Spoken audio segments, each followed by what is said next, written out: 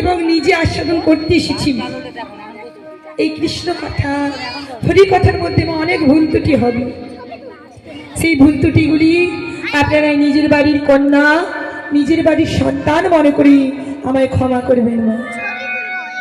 আর যে যেখানে বসে আছেন বা যে যেখানে দাঁড়িয়ে আছেন ওইখান থেকে কিঞ্চিত কিঞ্চিত পদরেণু এই অধমার